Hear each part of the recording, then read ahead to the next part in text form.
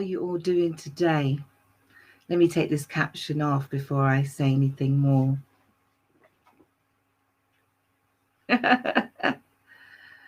We are in lockdown again.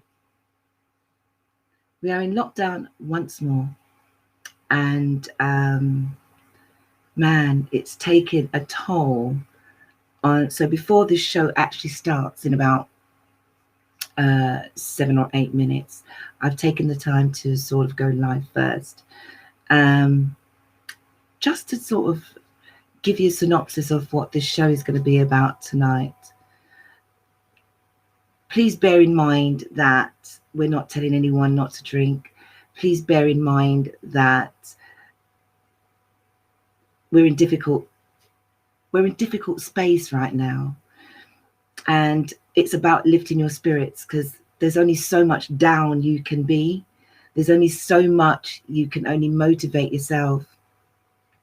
So seriously, I just wanted to reach out to everyone, and again, as I always do with every one of my shows, is send out positive affirmations, which is just hold on, because it's not easy. I know for a fact that some people can't get out of bed. I know for a fact there's people who are, as I said in one of my podcast shows, who are struggling to be the norm. This is not the norm. And it's now 9-10 months of not being the norm. And as we tried so hard in the first part of lockdown to be happy, we tried so hard to clap, and we tried so hard to put some perspective of what's happening and saying to ourselves, this will change. This will change. But then we went back into another lockdown, and some people, it's like, oh, then it got worse. We seem to be losing more people. As one comedian said, which I shouldn't, I'm laughing, but he said, I caught COVID, and it's like COVID's jumped into London, into the ghetto, and I laughed, and I thought, COVID doesn't pick an area. If it catches you, it catches you. So before my guest comes in, I actually just want to say that drugs, alcohol, mental, your mental awareness, your being, your depression is totally being tested. Totally being tested. As I said, I hold my hand up as one of the first people that was right at the beginning of lockdown, doing the press ups, and I'm inspiring, only to find 8 months later, I feel like I want to slit my throat.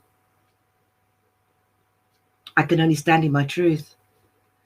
There was weeks I couldn't get out of bed, but I'm standing in my truth.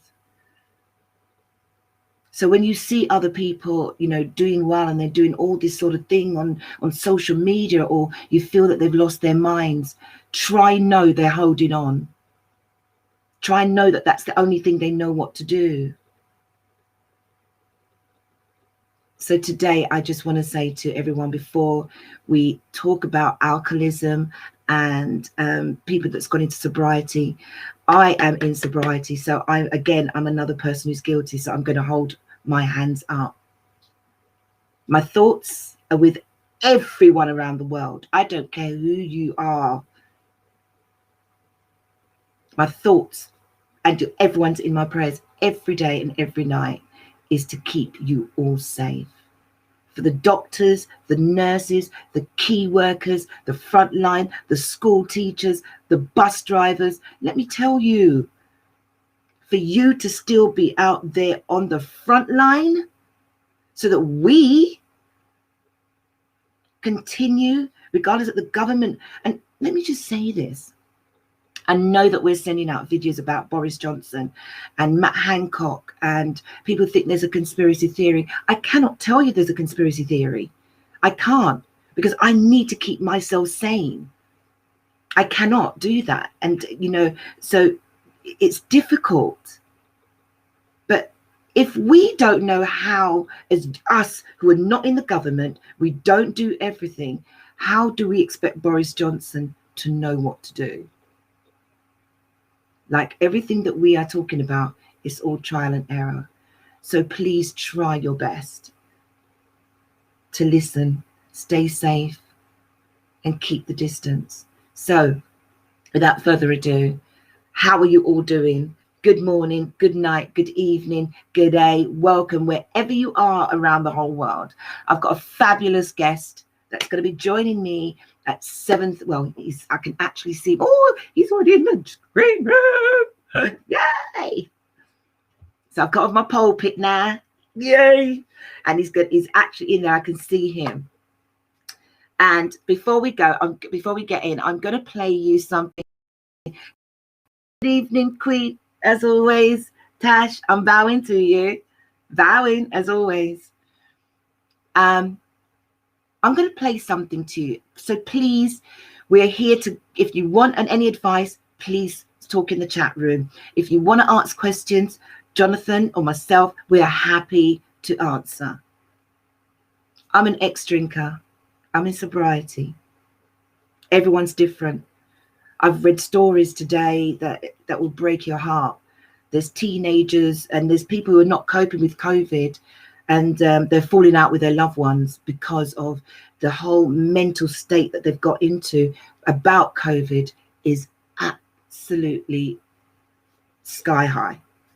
So I'm going to play you something, and I hope Jonathan's Wi-Fi kicks in because I can see slowly, you know. But here we go. Welcome to Standing in My Truth, the All About You sessions. Here we go. It's very good at manipulating you because it's been learning your behavior and your patterns for decades. You know, people don't become problem drinkers overnight. It takes years and normally decades to achieve that status. And I talk about alcohol as the evil clown that lives in your head, and he's always whispering in your ear. And it sounds like your voice. And he knows exactly what to say to you. And in times of stress and anxiety, he's very active because he knows he can get you really easily. Now, the one thing you need to know about the evil clown is he understands you better than you understand yourself. He understands all your fears, all your drives and motivations. He knows what buttons to push at the exact right time. And he'll only ever start this conversation with you in one way. He'll say, just one drink won't hurt. He'll never say to you, hey, why don't you go and buy a bottle of vodka? Because it's too big a sell. He doesn't need to do. See, it's just giving you a synopsis. But here's another part of alcohol pushing your buttons in lockdown. Hi there, this is Craig Beck from StopDrinkingExpert.com and the author of the book, Alcohol Lied to Me. And if you're watching this video because you're in some sort of lockdown because of the coronavirus, you're living in some sort of enforced social isolation, and your drinking has started to become a concern, then listening to this could be the most important thing you ever do, because I want to share some really important information with you.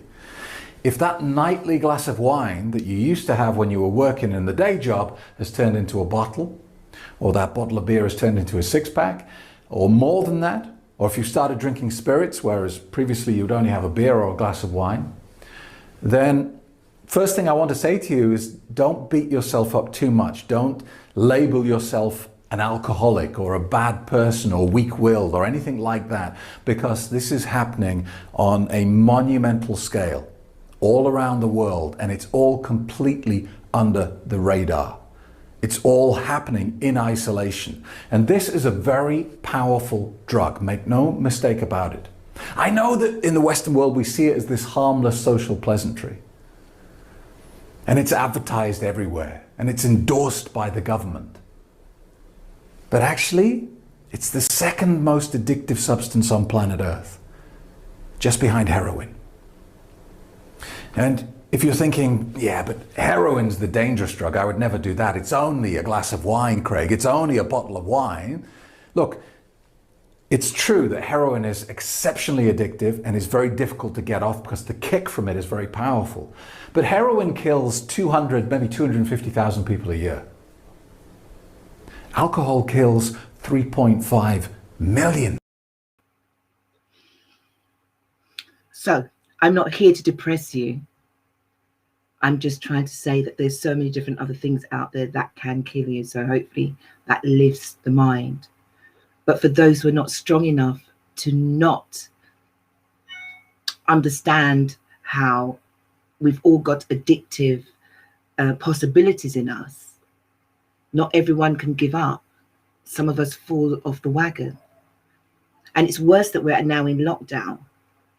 So without further ado, I'm going to bring in Jonathan Davis. A brief synopsis about Jonathan, just the most minute, because I want Jonathan to, I always say this when everyone comes onto the show, is humanize everything and himself. Jonathan is obviously an ex-drinker, an ex-drug taker. And he's honest enough. He's told me that he doesn't really care. He's open enough because he's now an advocate. And when I read his story, I was like, wow, someone who gets it. Some of us that hide going to work before we were in lockdown, or if we hide going to the shops, hide meeting our friends, and, you know, the way that we use alcohol as a coping mechanism to get through the day. You don't want people to know that you're even drinking. You spray yourself so that they can't smell the alcohol on you. And that's your coping mechanism. Worse yet, that if you're living alone, that alcohol becomes your crutch. Or if you live in a home where no one realized how much you drank, because we would socialize outside of work with our work friends. So we could drink as much as we like and get home and throw ourselves and have a hangover. But it becomes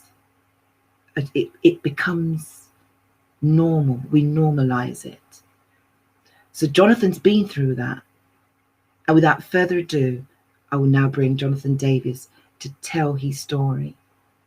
And bearing in mind, Jonathan didn't have any bad lifestyle or anything like that. He had it good. So you don't have to come from somewhere crappy to be hooked on drugs or alcohol. So here's Jonathan Davis. Let's give him a massive welcome. Hey, Val. Hey! How you doing? Wow. Do you know what? I'm doing all right, actually. It's all good. Wow. Good. Did you catch that? Did you? I caught it all in the green room. Hey! And, you know, the couple of videos that you showed. Okay. Oh, fantastic. I thought it was poignant not to let people feel that they can't watch this, and we're not telling them that they're alcoholics. Mm-hmm.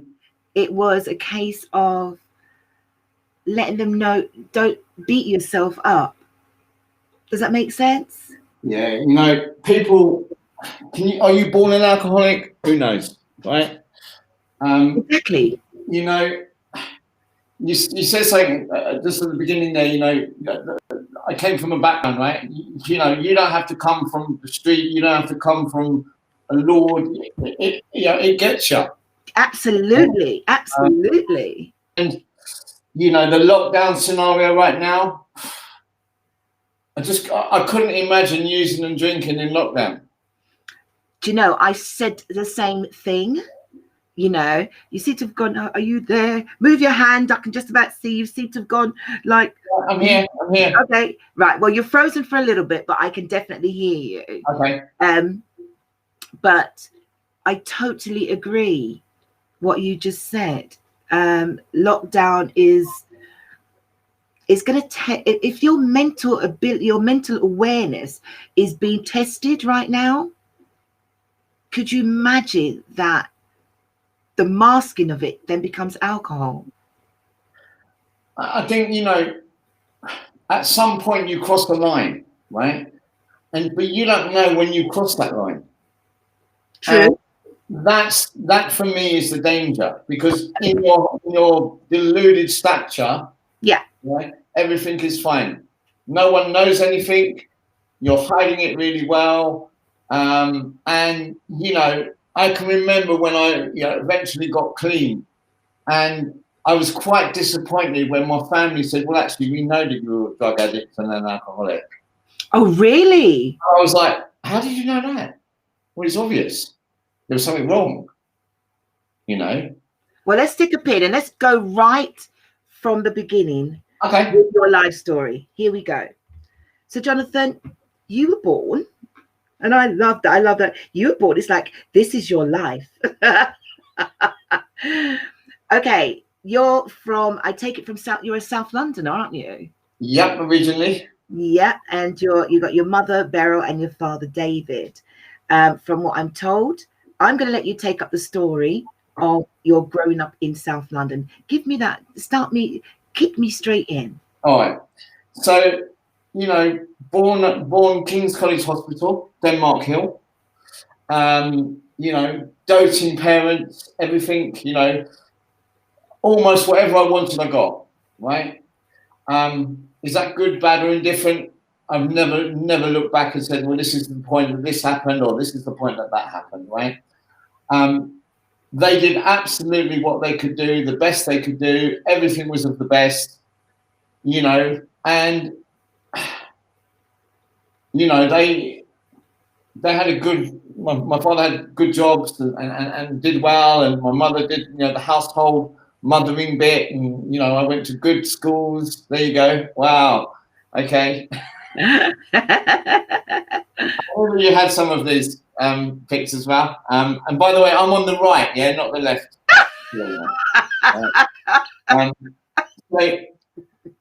You can see, there you are. It's the classic picture, right? Yeah.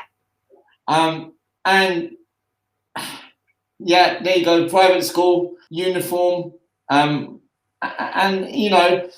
everything on the face of it was good. Did I enjoy school? Did I enjoy my childhood? Did it influence me in later days? And I have to look at that stuff, right? And I did. I looked at all that stuff.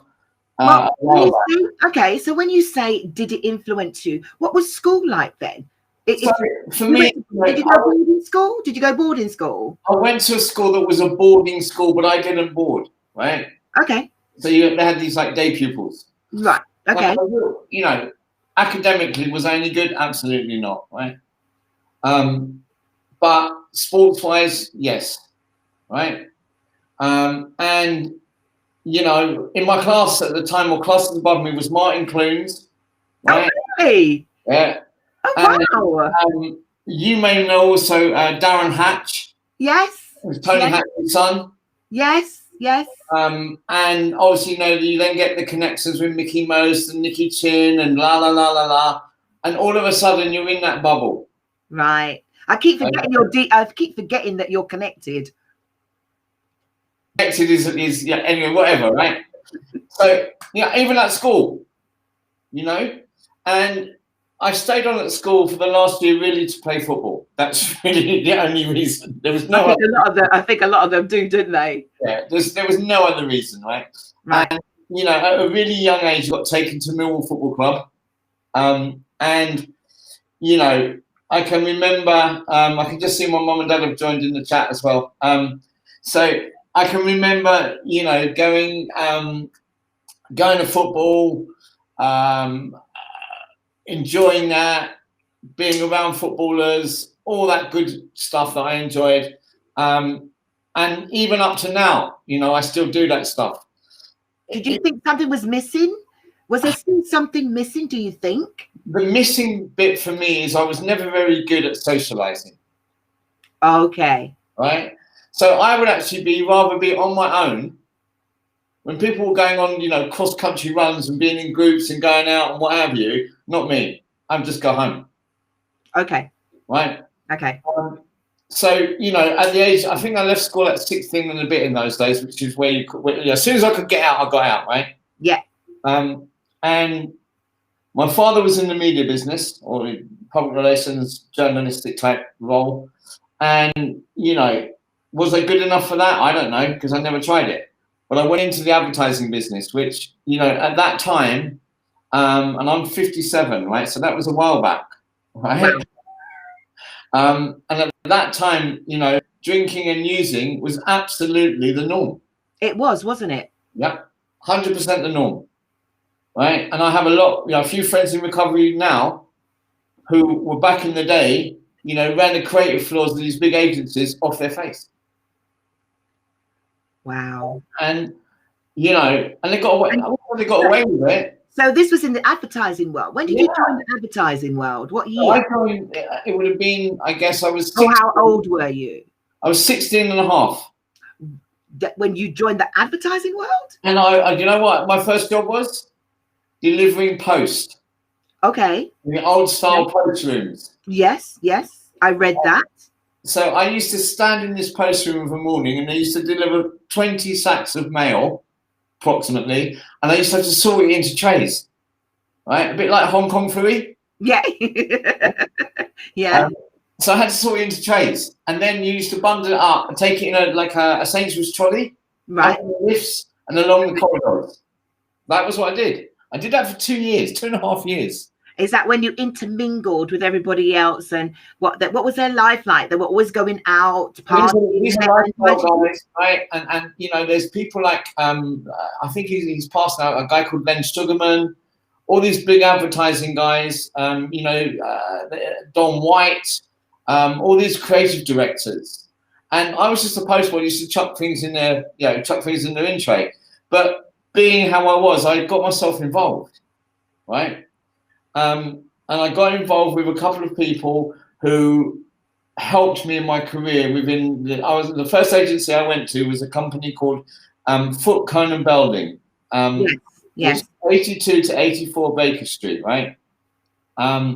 And these guys were like high-flying, you know, the Gordon's Gin, Cinzano adverts, Kodak, big, you know, British Airways, big stuff, right? Yeah. Big money. You know, it's big money. And I got in with these people, and they shaped my 15 to 20 years worth of advertising. Okay. So when you say got in with them, are you saying that, okay, they lived this highfalutin lifestyle? So I didn't want to deliver posts for like 20 years, right? So I needed to find the ladder. You wanted to play with the big boys? Yeah, 100%. Right? I've lost you a bit, Val.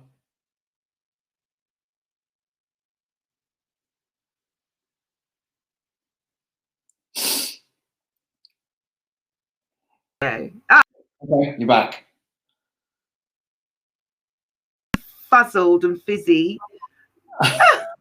Right. So you wanted to play with the big boys, is that correct? Let's hope I think your internet has absolutely. Can you hear me? I can hear you. Let me can I change the connection? No, you're back. Okay. Yeah. So you wanted to be with the big boys. You saw that they were doing things that could you help yourself?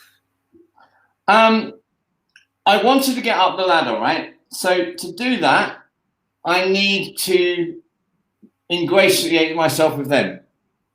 Okay.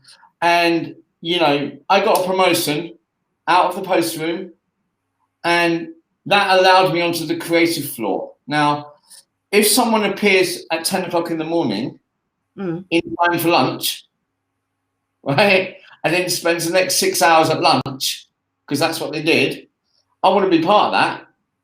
Wow. Right? Wow. And, you know, there was, you know, drinking, there was all sorts of stuff going on, right? The debauchery.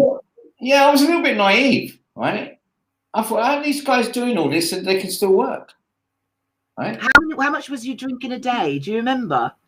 To be honest, minimal. At that point, it was minimal drink. But then, you know, the nightclub scene kicked in for me. Right? And I'm sure you will remember Fidenzas. Yeah. Right? And bootleggers, Samantha's, all that era, right? And that then kicked in for me. And for me, that was the place to be. So I work during the day, normal. Creative guys are going to do their stuff. I might go out at lunchtime. But then, you know, the drink and the drugs were bootleggers, playing cards in the back room of bootleggers, going to Fidenzas at 4 a.m, leaving there at 8 a.m. Where did you find time? Where did you find and then go to work, right? Where did you find time to? So, okay, you're standing in your truth as you told me. So all of this you're doing, and you have to have an upper. So I take it the drugs was your upper to keep you going. You so have you party all night, be at work for 8 o'clock. So let me, just to keep me going. So it's a cycle. And you know what? That was social at that point. As I said to you earlier, there's a line that was socially acceptable, right? And through the years, it just gets more and more dependent. Okay. And that's the line I was talking about. At some point in them 15 to 20 years, I crossed the line. And I do sort of remember one morning going to work with a bag, right? Yeah. Thinking, this ain't right. You know, I've got the house, I've got the car, I've got the blonde girlfriend, etc. And yet I'm still, this ain't right. But do you know what? I've got to carry on because I've got an ego that tells me I've got to carry on. But so then you realized you had an issue, but you felt that you couldn't stop. I knew I had an issue, and I didn't want to stop. Why? My ego says that everyone else can do it, so I have to do it. So do you actually believe it really was your ego that made you not want to stop? I think it's ego. I think it's a question of not dealing with the truth. There you go. Right? Okay. And what was the truth? What was the truth? The truth is I didn't need to do any of that to be the person I was. You were searching. Would you say you were searching? To find out. Were you searching? Would you say you were searching? I would say that now, but I didn't know at the time. It'll be why am I different? Yeah. Right? Why is it that I've got people around me that can buy a wrap on Christmas Day and finish it on New Year's Day? But you needed more. That's going to be my experience, right? Ever. So, I often say that, people say, what is your drug of choice, right? And I often say my drug of choice is more. Would you say that was an addictive? Okay, because I want to get the baseline before we go really quay in, because there's a lot more to this story. So we're building up here. So would you say then, even then, would you have said in the beginning that you had an addictive nature? An addictive personality? Yeah. I think if I see something I think is right and I want to be part of, even though I might think it's wrong, guess what? I'll still follow it. So basically you were seeking, well, you don't know that now. You could probably say now this. I look at it and go, do you know what? I know that it's wrong, but I want to go there to see how wrong it really is. Pressing the destructive button. Self-destruct, isn't it? Yeah, this is destructive button. Yeah. I probably saying all this because I can't identify. Okay. So here you are in advertising. You want to be with the big, I'm going to say it, you want to be part of the big boys team, the big bollocks team, big Billy Bollocks team. But it sounds like a bit of asking for acceptance, when in fact, at that point, it was you hadn't accepted your own self, but you felt you needed to go on, correct? I think the acceptance piece that you just mentioned is really important, right? Even today, many years around doing lots of stuff, there is still certain times when I look for that acceptance. And I get told, and I get told by Tash, who you know well enough, right? Yeah. That is just not necessary. But it's already here. It's right. And I'm saying to myself, do you know what? Let me make sure what I'm doing is right, when even I know it's right. Right. But it's there, and it's very hard to just where you've depended on that as a lifestyle, it's hard to not to take it away. So You know, there's a comfort blanket, right? There you go. There Right? you go. Comfort blanket. As Tash in the DNA. You know, we could, you know what? Sometimes we can say it's in the DNA, right, Tash? But what it is, it's a habit. So sometimes it never was in your DNA. It's something that we latch onto, and it can come across as a DNA, but it's not. It's become, you just said it, it became a comfort blanket. And it took away, it takes away, it muffles, and it, you know, cuddles you, cocoons you. It tells you everything's fine. It's not fine. But this is that. There's more. There's more. Here we go. Okay, so you've left school at 6.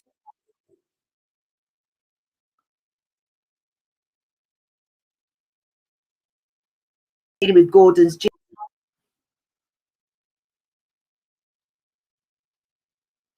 When did you start to fall off?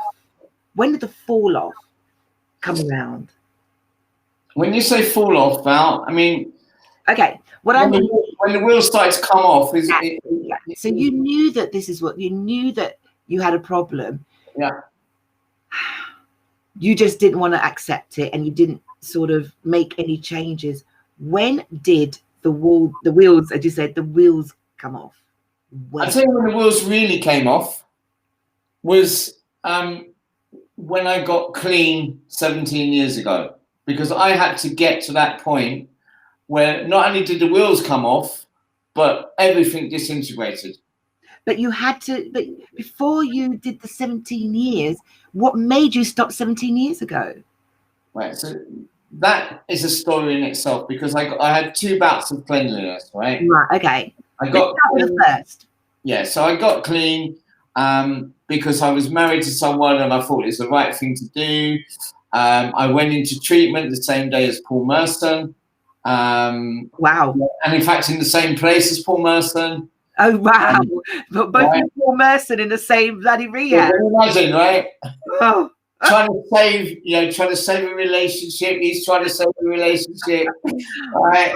Wow. And, you know, it didn't work. 3 years of hanging on, and it didn't work. However, what it did do is plant the seed, right? And I met some really good people, some of which I'm still in touch with today, 25, 26 years on. And, you know, I came out of that treatment center in Lister, the Lister Hospital in Liston Grove. Yeah, yeah, right? Yeah. And, you know, my family, bless them, said, yeah, let's send him to this treatment center because it's the most expensive, so it must work, all that stuff, right? And the reality of it is that doesn't work, right? You know, for me, it didn't work. So, you know, I came out of treatment, I got clean in treatment now. It was more like a celebrity treatment. But there Sounds you go, like it. Right? And, you know, I hooked up with these guys in recovery. I was told I had to go to NA. I was told I had to do this. I did all that stuff. And I was still unhappy, waiting to use. My first sponsor came along, a guy called Tosca. Yeah, yeah. Said to me, we're going to start a football team. We want you to manage it because we think, you know, you've got the pedigree from your past footballing ancestry. Is that before the first breakdown or the second? This is while I was clean the first time. Okay, just asking. Go ahead. And, you know, being part of the NA fellowship, right? You will know, and people out there will know, you can't call these things like, you know, Narcotics Anonymous, the football team. It doesn't work, right? No. We actually, you know, Tosca came up with this brainchild of Nearly Athletic. Right. Same NA, but Nearly Athletic. Sure. And all these guys who were who had played football, were reasonably fit, lucky to be alive, and we would all turn up on a Sunday morning at King's Cross, on the corner of King's Cross, right? Quite corner, as it was known. Yeah. and we belonged to the London Football League, and we would show up, we'd pay the money, and we actually won the league 2 years running. Oh, wow. Right? A bunch of addicts. Can you imagine? I can. And then we had to explain to the London Football Association. Not playing under the influence. No, we had to explain to the Football Association some of the reasons why we couldn't do certain stuff, right? Wow. And you know, we would go for hearings, and I'd be up in front of the FA. Yeah, it was like proper, and I'm like, wow. But we never pulled the card. We never pulled the card ever. Right. You know, these guys. We had scenarios. I'm not going to name names, but you know, people from the music industry who were football mad would turn up and play for us, right? We had one guy came out of jail, okay, on a Sunday morning and turned up with his prison jail bag, okay, his shower bag, ready to play. Ready to play. He's been told in jail. Pass the message, come and play football.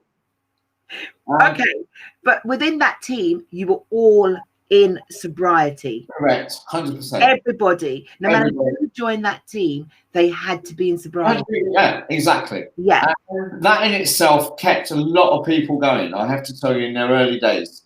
And so how long did that team, so is it for 2 years that team ran? When I say ran, for even when I went back out after 3 years, it still ran. And in fact, there are still remnants of it running, right? With obviously different players, younger players, even now, right?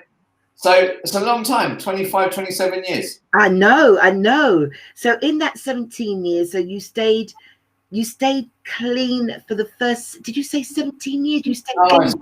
I stayed clean for 3 years. Right, okay. I then went out for, I think 6 years it was. Oh my God. So you stayed clean for 3. Yep. And then fell off. Fell off for 6. For 6 years.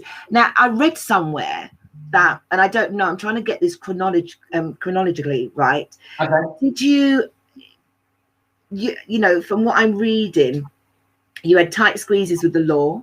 Yep. You went into IT and you found yourself carrying. Were you part of a COVID sting? I don't know if you can still talk about this. So the long and short of it was, I think you said, you know, Billy Big Bollocks at the beginning of it all. Yeah. So there was an opportunity to do a deal, right? And I did get caught up in something that was much bigger than me, right? And, you know, was I lucky not to go to jail? Absolutely, right? So from that perspective, I can't remember the year specifically, but I do know that it was a long time ago now. Was it a large quantity? It was large enough. Wow. Okay. And it wasn't something that I am. It is what it is, right? It's gone, yeah. gone and gone, right? Yeah. And I think that it's part of my story. I can't change it, but I don't need to keep on going over it. Talking about it, yeah. It happened. You know, there's a saying that someone told me in my early days of recovery. You know, you can look at stuff, but you don't need to stare at it, right? Let it go. Yeah. Whereas some people don't get to do that, though, Jonathan. But you know what? If you know this whole recovery game, let's call it that for a moment. Yeah, it's the best game in town, right? There's no doubt. When I've seen people come in and be disbelievers, and you know they go back out. If it's any good out there, try it and come back, right? If you can. So in 1997, then that was the 6 years, and then it brought you to 1997.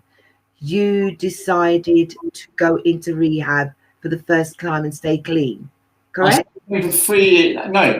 No. So I got clean 2004 for this period. Wow. So that was when the first part was 1997. Done and dusted, no good.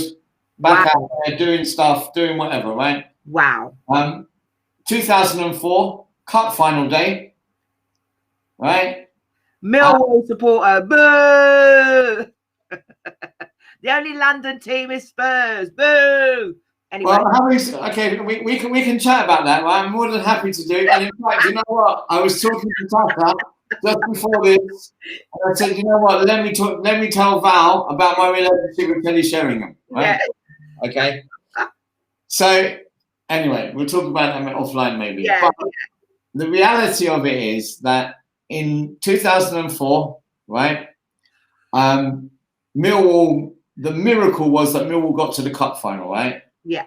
Okay, that's a miracle in itself. Yeah, 2004. Right, Dennis Wise, etc. Okay, yeah. And I've been to every round with my dad. The miracle was. I got feedback. Yeah, go ahead. Okay, I've been to every round with my dad. You know, I missed the semi-final because I was too busy. Right, and too busy. My diary was full. Right, and the final came around, and T-shirts and, you know, all this stuff, right? Tickets, scarves, everything bought. Did I make it? Did my dad make it? No. Oh. Right. So when I tell you that day, 22nd of May 2004, it could have, not only did the wheels fall off, there was nothing left in the middle. Oh, wow. Right? Oh, wow. So, you know, lifelong Millwall support, a one-off opportunity, tickets, bench tickets, dressing room tickets, whatever, just didn't make any difference. And you talked at the top of the show about the power of alcohol and the power of drugs, right? There it is, right there. Right there, okay? A football team doesn't get to Wembley in anyone's lifetime, or Cardiff at that particular instance. Yeah. Okay? And I cannot get on a train from Paddington to Cardiff living in Victoria. And so you stop and have a drink. Or two or three or just the one, right? So that was the dropping off point. You know, it talked about. I know that someone hear that and think it's very simple, but it isn't. It's because it's something that you're a lifelong fan. It means a lot to you. It was everything. Never to be repeated. Yeah.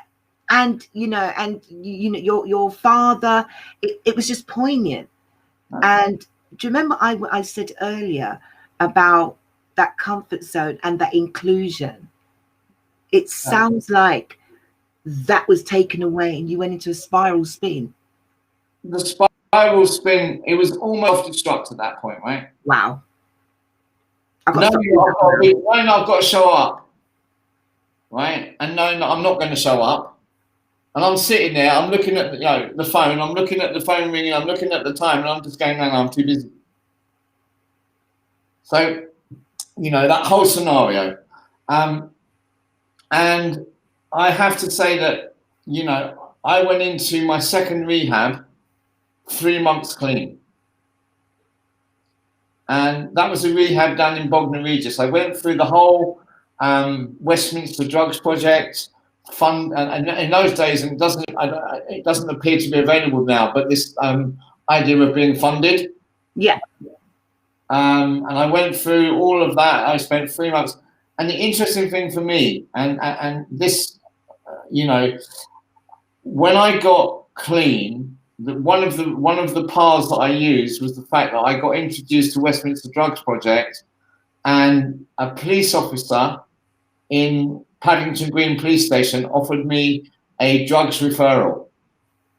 When they first offered it to me, I refused it because I was, you know, not me. But actually, 2 or 3 weeks later, I went back begging, give me a drugs worker, right? Pick a pin in that, because I want to ask. I know you said you want to not remember everything, but I would love you to give a synopsis to people out there. My favorite word, synopsis. I would love you to paint a picture of where you found yourself literally on the pavement, talking to days on end, not knowing where you are. So there was occasion where I sit there outside my house on the pavement, talking to people that weren't really there, trying to pick up money that didn't exist and thinking this is a normal existence. Okay. Did you lose everything? Did I lose everything? You lose everything. What through your alcoholism and the drugs and the whole addiction, did you lose everything? Materialistically, I didn't have too much anyway. And what I did have was borrowed, broken, or stolen. Right. So in a way, there was nothing to lose. But what I ended up with was nothing, if that makes sense. Right? Well, what was the effect on your family? So my mum and dad, they always tried to help me out. So you could look at that as them being enablers. Ah. Right. They wouldn't necessarily see me go down the tubes and not have any money and owe money here or whatever it might be. So you could say, you know what, let him go and do his stuff, and whatever happens, happens. Right. But you wouldn't say that at the time. You wouldn't have called them enablers then. It was that you're their child. So they would do anything. You need to help me, right? Yeah. But enabling, and you know what? One of the biggest things that they did, which really screwed me up, right, was they went to an organization called Families Anonymous that showed them what drug addicts do to families. Oh, wow. Okay. And all of a sudden, my line of attack was cut off because they were just going to go, right? Yeah. You know what? We know you're a drug addict. Don't bother us. We're not going to enable you any longer. So that was it. There was occasions, right? Yeah. Now, did they get strong enough to actually disown me? No. Right? That's not. I don't know is the answer to that question, right? So I can see my mother-in-law's putting stuff in the chat. Yes, in the chat room, yeah. I can't answer this chat though, but I'll find a way of answering it at some point. Yeah, it's okay. So that's that story right there. Enabling people that are in the grip of addiction, whether it's alcohol, drugs, or whatever it might be, right? They have to make a decision. That's right. Okay. But we'll come to that. I want you to bring me all the way up so that we can have that conversation. Okay. Pitfalls. So I need, as I said, I just wanted to get everyone to see the story of, the years of,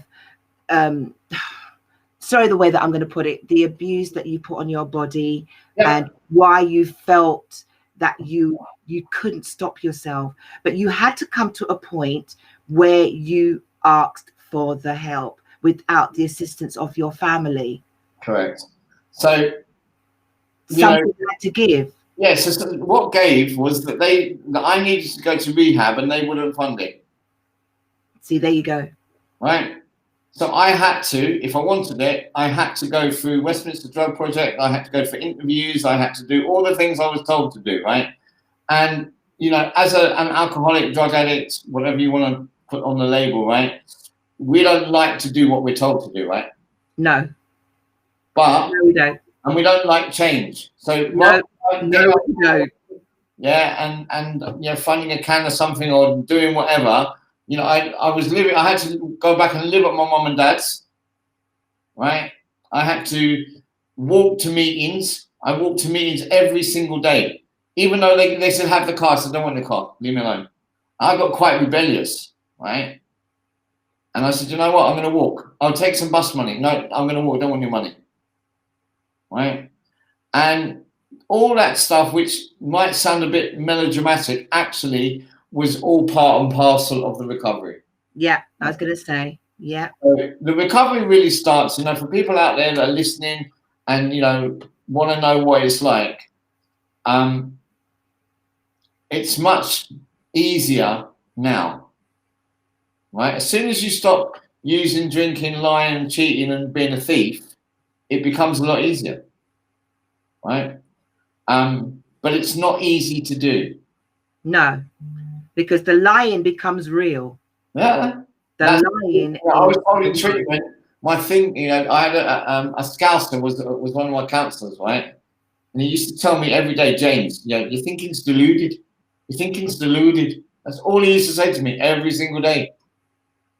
And actually, he was right. Who in their right mind would do some of the stuff that I used to do? And did you have your sponsor all the way? Even when you fell off the wagon, was your sponsor still there? So that's an interesting conundrum. So, Tosca was my first sponsor. And, he was there as a friend in the end, and still is today, all the way through, even when I was out there. But my current go-to person, I met when I came back, before I went to treatment, I met him. He's an ardent Crystal Palace supporter, which is not a good look, right? Okay. I don't know. He might even be on here somewhere. If he is, he'll probably play. And when I say ardent, him, Wilf Sahar, and all that lot, right? Are all they're all best buddies, right?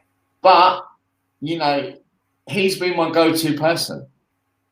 And the first time I met him in a meeting in Palmer's Green, right? In there's a rehab up there.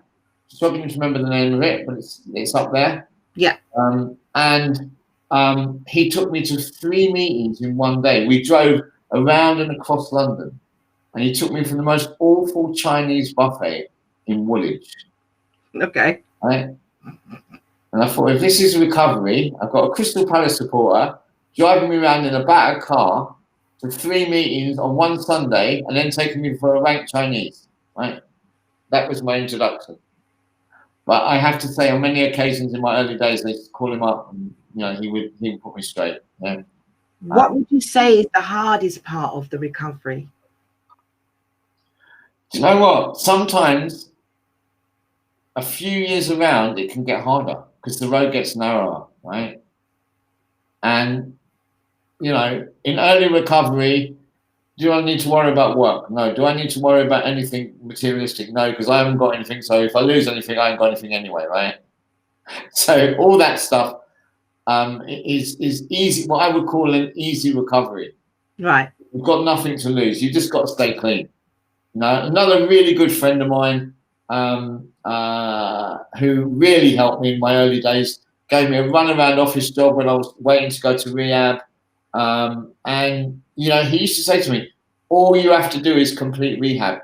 Put the crosses on the wall for the 90 days you're going to be there, and cross each day off. And cross each day off. That's right. And I'm going to stop you there. I'll tell you what I want to do. I want us to just give I missed the 16 minutes in, but I have to clap. But the help is out there. I have to stop and do that right now before we continue this show. It has to be done. And for anyone that's still online and who hasn't done it, I don't care what you believe in, please give a round of applause to Pete. The hospitals are packed. Doctors are tired. Nurses are absolutely shattered. Bus drivers, school teachers, shop workers. I and Jonathan, thank you. I can't go for this show without me doing the clap. Simple as that. Okay. Thank you, Rajesh. Someone's just capped in the chat room as well. Okay, so let's come back to where we were. At the end of the day, this is deep because I'm now going to go into deeper. Because as I said, I've read the story where, your family tried to pick you up. You had, where you were talking to people on the pavement, imaginary things, picking up money off the floor that wasn't there. You got arrested. Where you got away, I would say lightly. And in the end, you got the incentive to get clean. So you've fallen off the wagon after the first 3 years, and then you've not fallen off after 6 years of staying on that wagon. And the reason why I'm going back to this is this. There are people out there that I know for a fact who didn't have the life how you've had it, or the support of your family. And I know she's in the chat room, and I don't want to say too much unless she wants to say it. But I was having a conversation with a good friend of mine, and when I said I had you coming on the show, she said, "Oh, don't forget, I lost my brother years ago through alcoholism, and there was nothing. It's not that he had a bad life; he had a good life." And someone said earlier, I think it was Natasha that said in the chat room earlier, that it's in the DNA. It's an actual disease. Listen, I couldn't agree with that. I never looked at it like a disease until I learned about it, right? That's what I'm saying, yeah. If you look at the dictionary description of disease, it fits alcoholism like that, right? So I think that to recover from this disease, you have to be honest. Okay, there you go. You have to be honest. You have to have a desire, right? And the desire comes from not wanting to go back to that. There you go. Did you see I've just dropped in? I've put in where you were 14 years clean. You have, I see that. Okay. And the picture behind there, I don't know if anyone can make it out. There's a couple of footballers in there. There's a guy from Football Factory at the end. So you get to that place, right? You get to those places. Yeah. And do I ever want to go back? Absolutely not. Right?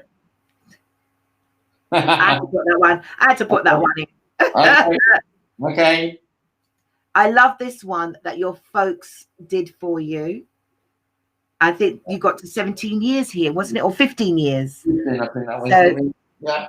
Yeah, your parents, mum and dad, sent you in 2018. You've got your 15 years of sobriety, which I think is an amazing feat. So this is my question to you. You're in sobriety. Have you set up a foundation, or are you part of an organization that assists people with?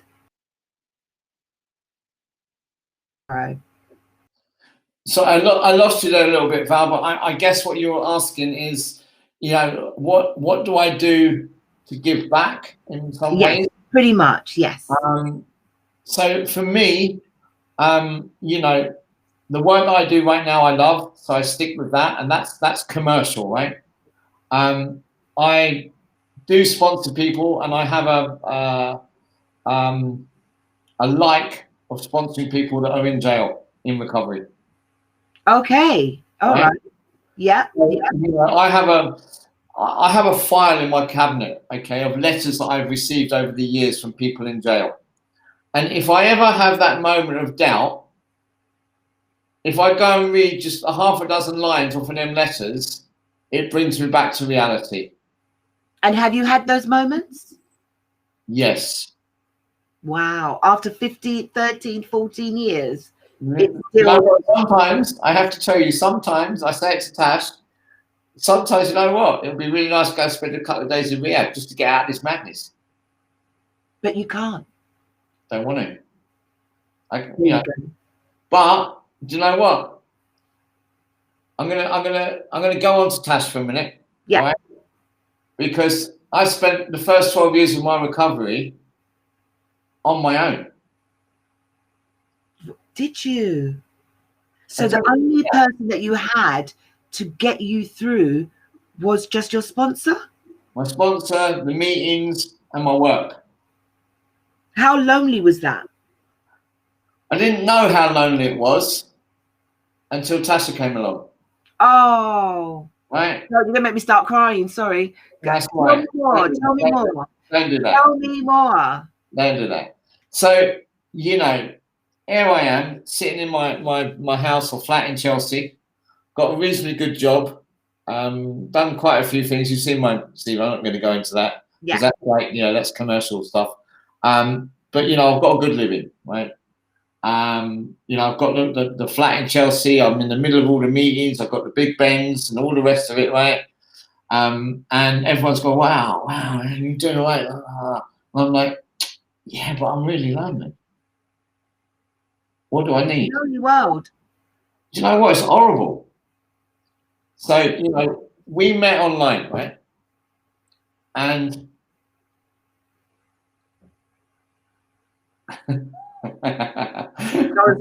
Keep it clean. That's mommy. Okay, yeah, you met online, no problem. Online, and the connection was instant. I can believe that. 100%. There was never, you know, and the reason I knew that is because the story that I'm telling you right now is the same story that I told Tasha within maybe 3 or 4 hours of meeting her. Because you know what? I don't want to have a relationship full of secrets from the beginning. Yeah. Right? Yeah. And, you know, we've not had a day where we haven't laughed and been crazy with each other for nearly 5 years. And, you know, she's taken you with warts and all and your honesty. That's what. But you know what? It's more than that. I've been shown a different way. You know, we lived in Chelsea in a flat.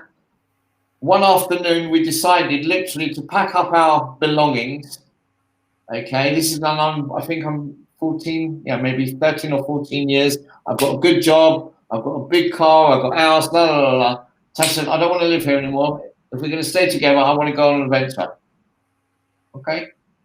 So we found somewhere to rent up in the middle of the North Yorkshire moors. Wow. Right. And we had 2 dogs at that time. Right. We had Tiki, we still got Tiki, and we had a Russian import, okay, called Boo Boo. And we packed them, we got rid of the Mercedes Benz, Tasha a little Peugeot 6. We packed all our belongings, including the 2 dogs, into this little car, and we drove 350 miles up to North Yorkshire to a farmhouse in the middle of the moors. Wow. Right? I mean, from the King's Road, from living in the King's Road. So you've decided no longer to be because I guess that is what's the word I'm looking for? That Chelsea is a hub for alcohol and drugs. Recovery. Literally, I could walk out my front door and walk right to go to 3 meetings and left to go to another 3.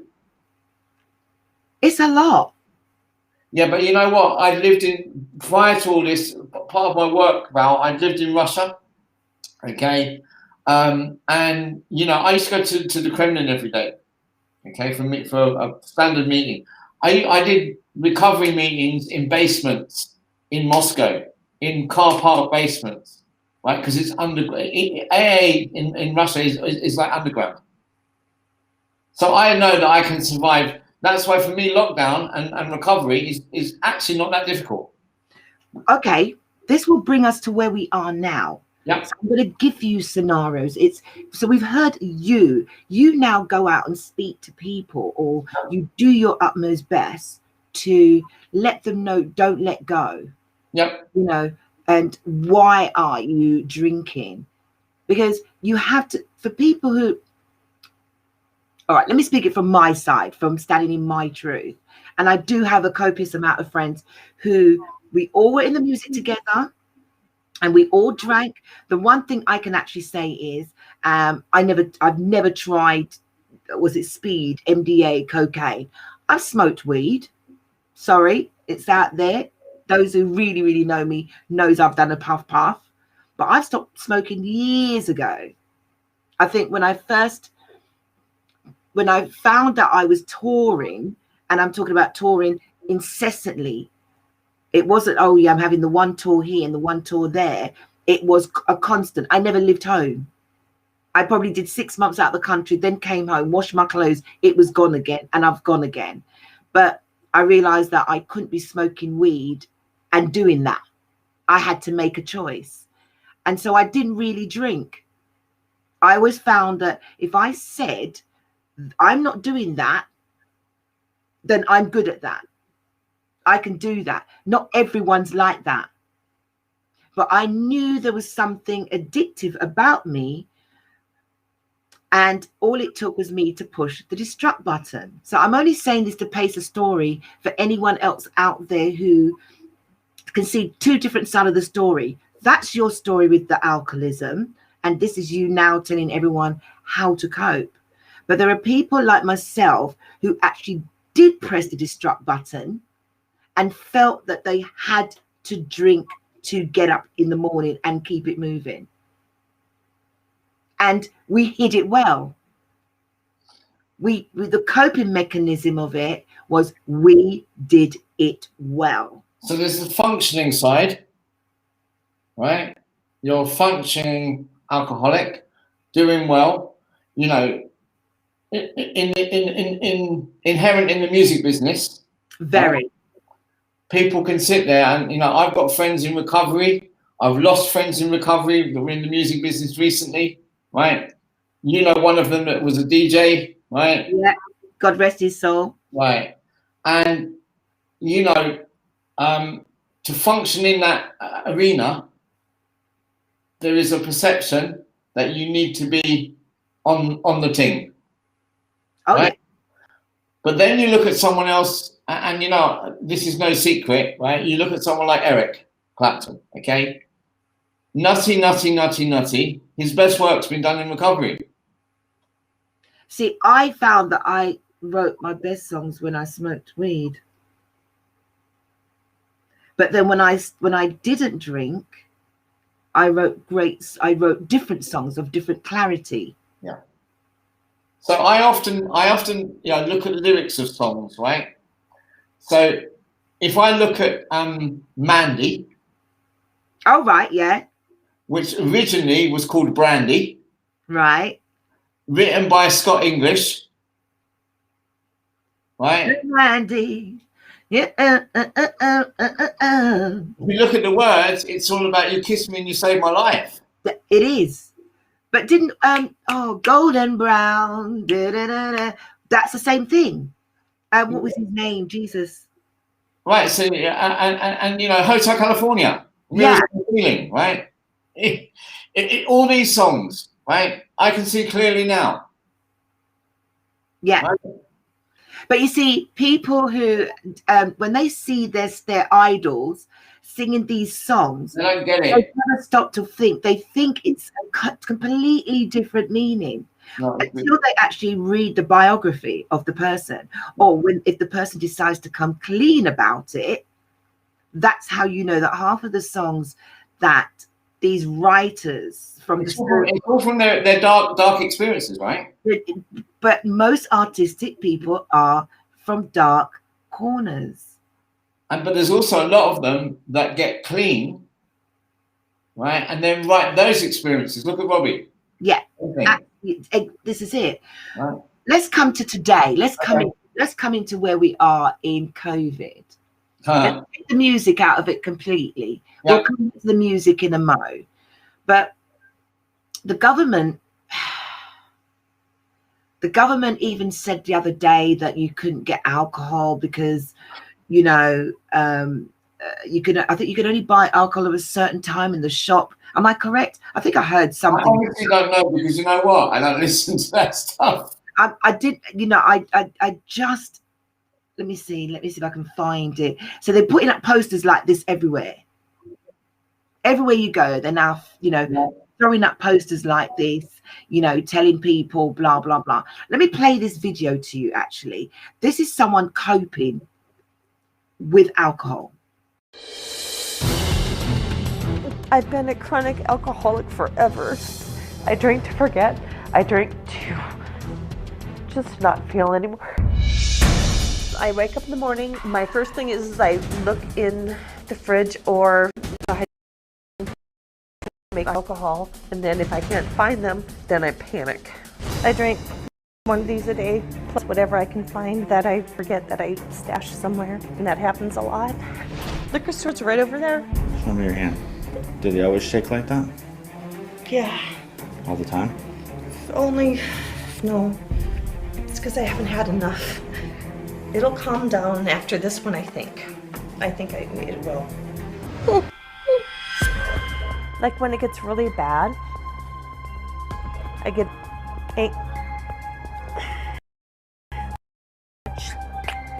Stop it. Stop. See, Wow. right? And there's more to that video, because this is what some people hide to cope, Jonathan. And I am speaking again from experience. I could have put up so many videos of experiences and what people are telling me and people I'm speaking to, you know, about being in an environment of hiding. They're living in a home with their children and their partners, and they're thinking that one drink is enough, but it turns to 4, and it turns to 5, and it then becomes a coping mechanism. And so you're more than likely spending more money to top up the alcohol in the home, because once the kids have gone to bed, then you know there's more to be drunk, because we're not working in the morning, are we? This is what some people's life. What advice?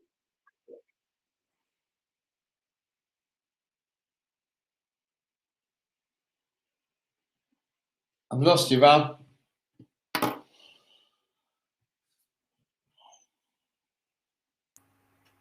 Oh, where are you? Are you there? Yeah, Oh, there you go. Yeah, I got as far as what advice?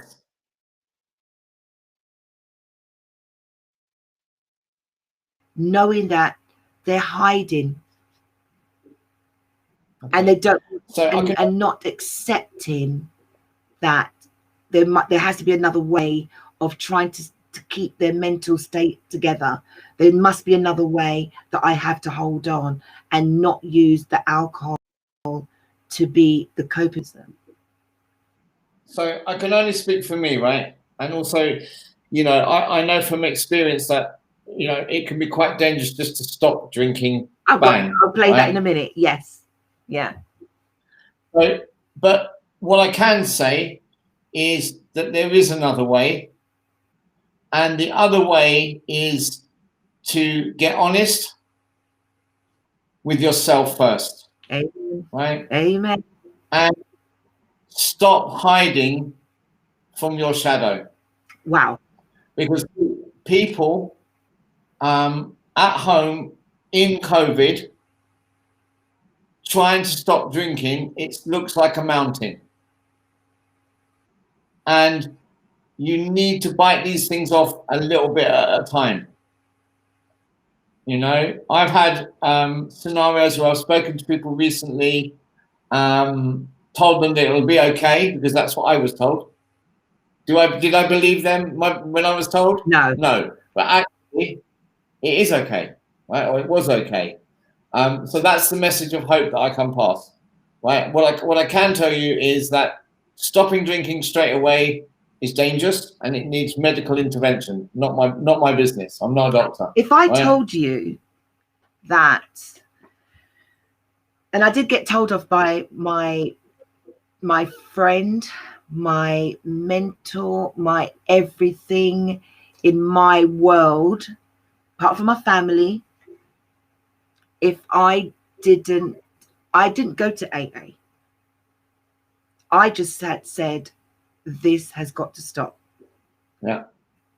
And it was either stay where I was, where I'd hit rock bottom and lose everything 3 years ago. I mean, lose everything. It was that or get put in a casket, because I stopped caring. And I just kept pressing that destruct button. And every time I kept saying it because I can, and not realizing that there was a deep-seated, rooted issue I was trying not to address. From grief, I didn't grieve properly. It started mainly from not grieving. And then when I realized that, I waited for the funeral to be over. I was trying to be a rock for my family, a rock for everybody else. And then when the door shut, it was just me on my own. Yep. And that was all I was left with. I couldn't say it to anybody else because I'm not that kind of person. I keep a lot of things close to my chest. And I didn't think that people didn't need to know that I have any feelings whatsoever, because I think people think that I don't have any feelings anyway. So because I thought that, I continued with that. So I put myself in a bottle, but you would never know that I was in a bottle. And then I was making the wrong decisions regularly with relationships. I end up even giving the time of day to guys who, in the cold light of day, like now, I would not even have spat on you on the street. You would have never even got to say hello, because that's just who I am. And not that they were better, I was better than them. It was just, that's not my lifestyle. That's not who I am. I don't need to date someone like that. But what happened was, through alcohol, through my own indiscretions, through my own insecurity, and I'm telling you my own truth. So I'm just telling you how different, we are the same people, but different paths of having to be in. So I went at least 10, 11 years of no drinking, because I realized when I was at uni, when I was at college and then uni, I found a penchant for drinking. And one day, and I don't know if my friend, I don't know if he's watching, but I never forget, in college, I'd gone to my first party. Yay, my folks let me out. Way, because I was a church girl and blah blah. And I went out and drank this drink called Malibu.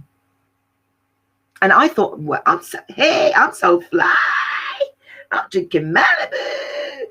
And before I knew it, someone else had poured more different drinks into my cup. And so now I'm mixing Malibu. And they found me. I don't know how I ended up in this person's house. They were having this party. And I ended up in their bathroom, lying in the bath. And people were actually coming in and laughing. And my nickname then became Malibu through my college years.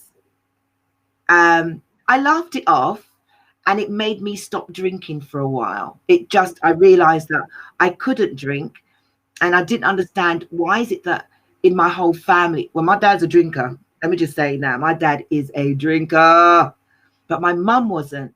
My sister isn't. My brothers wasn't. Only one other brother.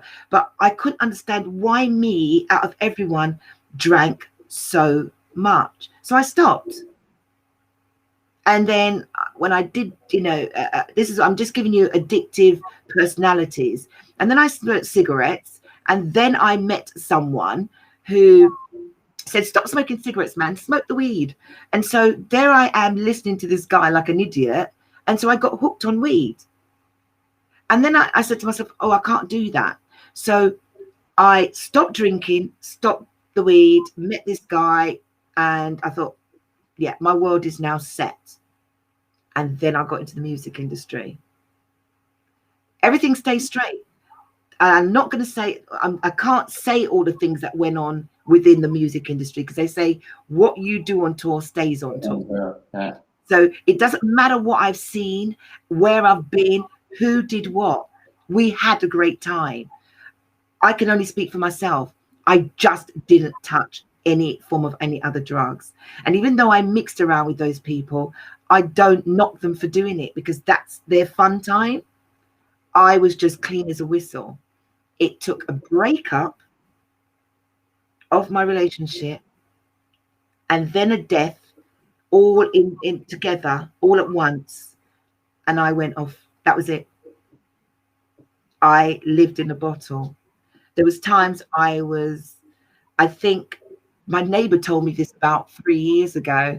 And she said, there was a time I heard you come in a taxi to your house, and she heard a bang crash wallet. And what it was is that I'd come out the taxi and fallen head first outside my front door. And she said she actually rummaged around in my bag and got my keys and opened the door and pushed me through the door and locked it and shoved my keys back through the door letterbox. When I woke up the next morning, Jonathan, everything in my living room was broken. My glass table it was like I'd been burgled, and I had no recollection of it. I mean, that's the blackout, right? That's the blackout. Completely gone. I stumbled into everything and broke everything in the house.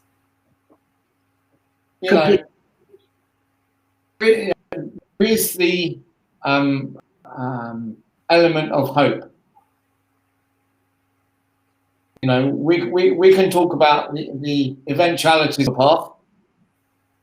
We can, you just brought something back, and I haven't said this for many years, right? On my 21st birthday, I got paralytically drunk in a place called Barbarella's in South Kensington. Oh, wow. Nightclub in the basement, right? I know, yeah. I actually pulled a waiter's shirt off his back. What? Yeah. I actually ripped a shirt off this waiter. Oh, because wow. they stopped, and I remember in the restaurant, and this was the time when, footballers were seen out rarely.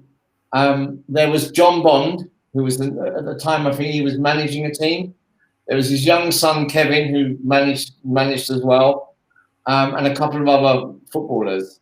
And I actually sat at their table and told them how useless they were, apparently. I don't remember, right?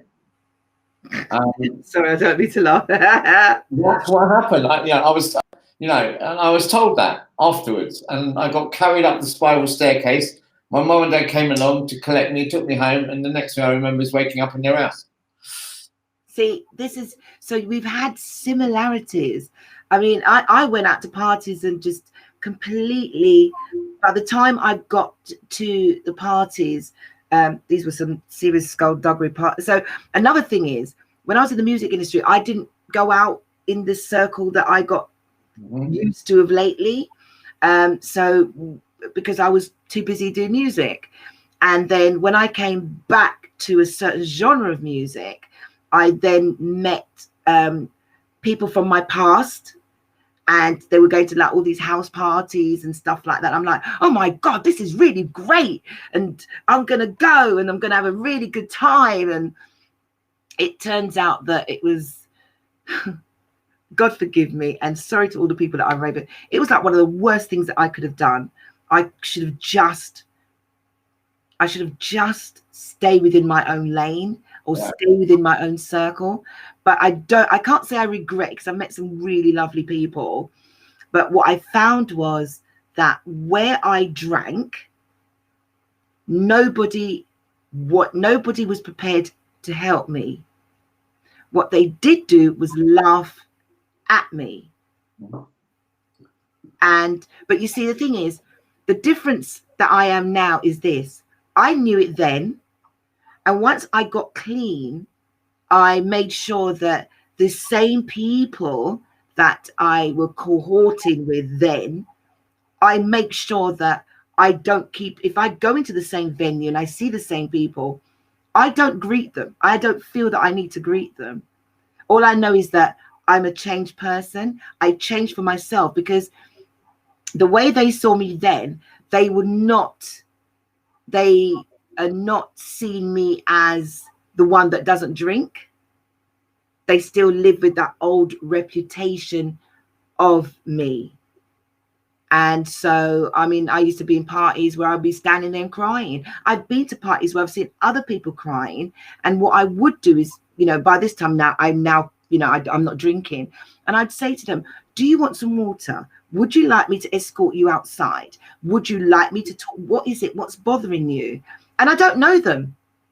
But you know what? That doesn't matter, right? What matters is you have that ability to say, can I help you? Because I felt the need to. I couldn't understand how you're in a circle of friends, or so-called friends. There's 8 of you, and you are paralytically drunk. And rather than your friends turn around and say, you know what, let me get her some water, or let me take her outside, or let me put her in a car, or let me get her home. they leave you. That's not friends. You know what, Val? You know, there's Tasha will tell you, right? We rarely go out. Okay, we just don't. I go out all the time. And I think that we when we do go out, we can sit in restaurants or wherever we sit. And there's been occasions where we've looked at people and we've got, you know what? They're both banging trouble. Yeah. Because you can see it. You can see it. Yeah, you know, the disconnection is just so obvious, right? And you know, what do? You know, in this day and age, do you go to the table and say, "Can we help you?" Or do you say, "Do you know what? It's fine." No, you can't. Exactly, right? But you know, we come away from that, and our whole drive home will be talking about what they were saying on the other table. Oh, that's deep. Right? Or you know, even if we go to Marks and Spencer's, people walking around Marks and Spencer's can end up having a fully blown row in the aisle over a bottle, right? Because they're just so unevenly balanced. Oh God, yeah. Right. But then that's the same thing we're talking about right now within COVID. Yeah. People are living in the same home. Don't even go. I went out today, Val, to the town. We live in a little village. Okay, there's 500 people in the village. I go to the pharmacy, and the woman outside the pharmacy tells me I have to put a mask on. I'm in the street, and I'm like, so I'm in the street, and what right do you have to tell me to put a mask on in the street? Did you? So she come. Did you know there's a queue? I said, yep. Thank you very much. I'm going in. You know, this whole COVID thing. You know, my level of tolerance, right, is I'm just trying to live a normal life. But we can't, Jonathan. This is the thing. In the first 3-4 months of COVID, we tried to cope. You understand? So people were trying to be exercising. People were trying to, you know, look deep within themselves. They were trying to. There's people out there that have they're lonely. They live alone, and you know they can't see friends. I'm sorry. The coping mechanisms, right? Which is where the alcohol bit comes in and the mental health piece comes in. Absolutely, absolutely. Right? Is, you know, I personally, for me, right, I have to sometimes take a step back, Val, right, and you know, do stuff that is sane for me, right? I'm not really, you know, for me, staying sober is quite a selfish exercise.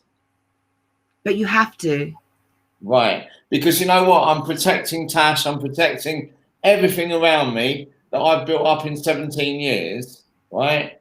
I'm not going to let some person, some resentment in my head, some person in the street in South Molton, right, tell me that I can't wear a mask on. Do you know what? I'm going to go and have a drink because you told me that. And I've known people deep in recovery. Right. There was a guy who literally woke up one morning, got all dressed for work, put his shoes on, tied up his shoelace snapped, and he didn't have another shoelace in the house, and that was good enough for him to go and have a drink after multiple years. Oh my God, that there's got to be something else behind that.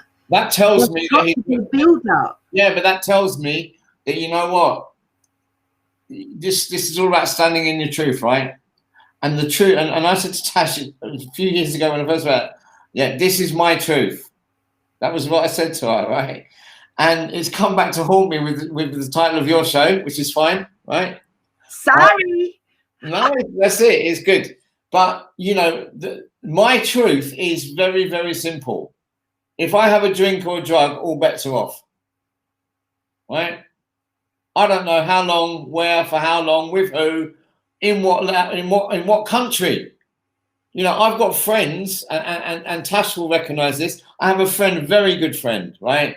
And when he was out in New York doing whatever he was doing, he used to wake up each morning and check that the right parts of his body were connected to the other right parts of his body. Oh, no. Uh-huh. And this guy's like 38 years clean. Oh, wow. You know, all that stuff the message that I wanted to just give out now is that there is a message of hope. There is another way, and you just have to get honest, and start by getting honest at home with the people that are close to you, because those are the people that you're going to hurt more.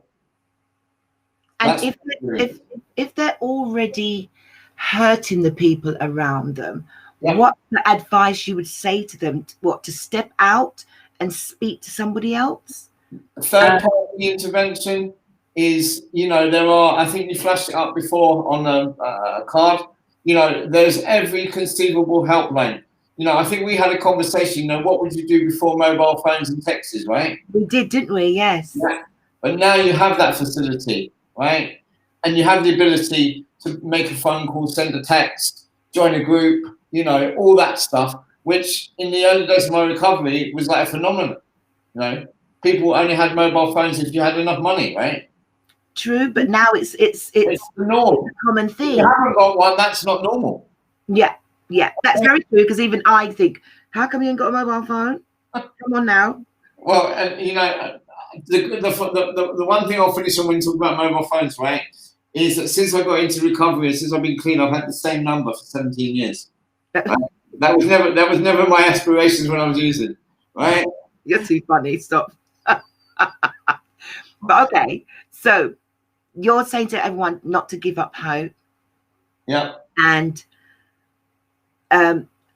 so you remember there's two different sides of the story. So I'm giving you yours, and here's my side again, because here we are standing in our truth. Yeah. And I've got a few people that's flashing around in my head that they've gone 10 years. I've got another friend who's just done 17. I've got a couple of friends in America, and we put up little slogans. I've got one in a band that I was in, that I am in, because I kind of sing in kind of 2.5-ish kind of band, and they've done 10 years. And I mean, the people that are in long-term sobriety are people that did the most copious bag of shit. Sorry, this is going on radio.